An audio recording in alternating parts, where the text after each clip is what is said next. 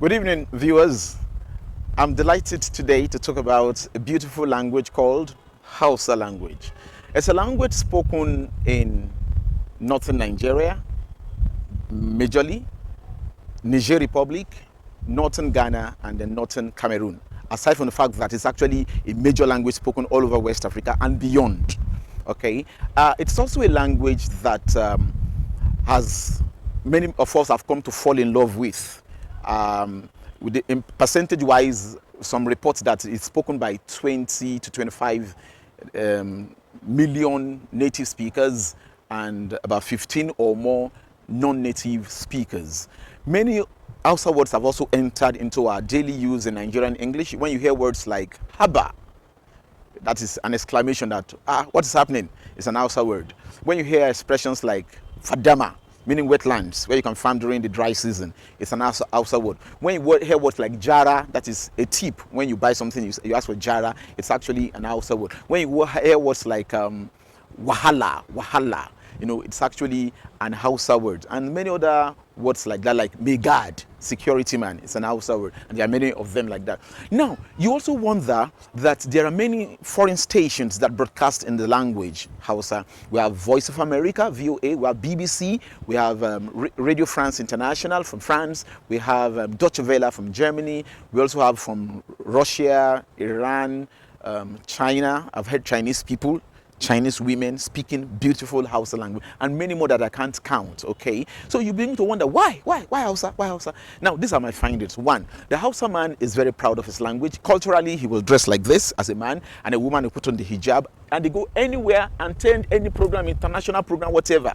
They don't send you with your suit. They will dress like this and attend any program. They are proud of it. That's their identity.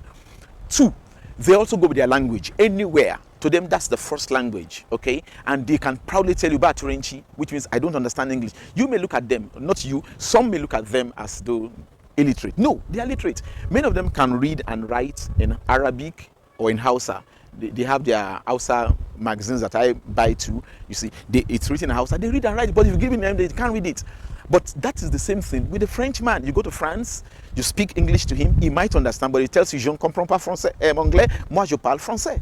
He expects you to learn French when you're in France.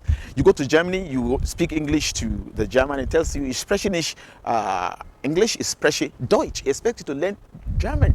You go to China, the same thing. He expects you to learn his language. You go to Qatar, the Qatari expects you to speak his language. Okay, except for this kind of World Cup that will get interpreted because they are inviting you. Okay, but ordinarily they expect you to learn their language. So that's a good quality the Hausa man is. When he tells you Baturenchi, I don't understand English, don't fault him. It's a language. It's a language, and he has the right to speak his language and express himself in his language. And because of that, the language is not dying. Also, the Hausa man will give you incentives, which you call jara, because you can speak his language. What he will ordinarily sell for 5,000 naira, he can sell for 3,000 naira. Seriously. And reduce his profits, or not make even any profit, just because you have impressed him by speaking Hausa language, which means he's willing to teach you his language. He can go to almost any length to teach you his language. You will never hear an Hausa man tell you, why do you want to learn my language? You want to know my secret, Abi? No, he has no secret.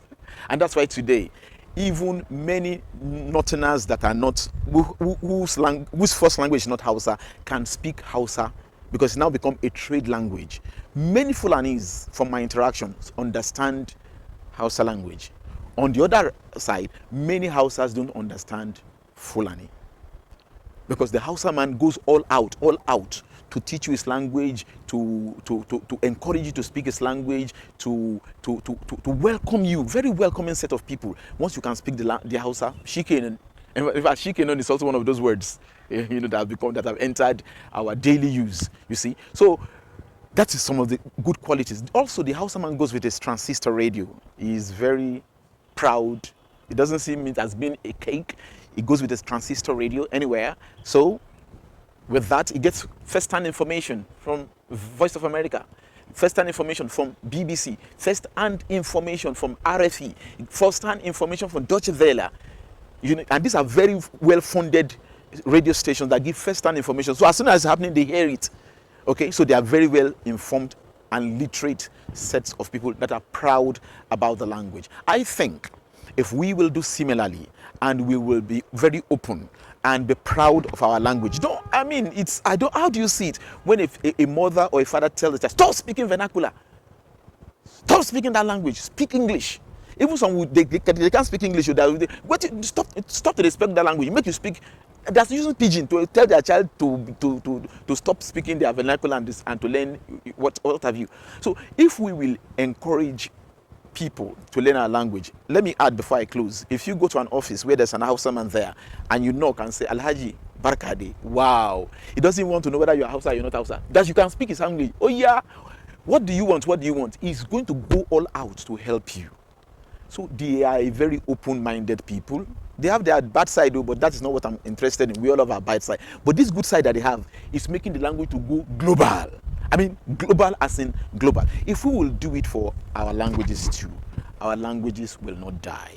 Our language will live long, and we will be the better for it. May our languages live long. Thank you for watching.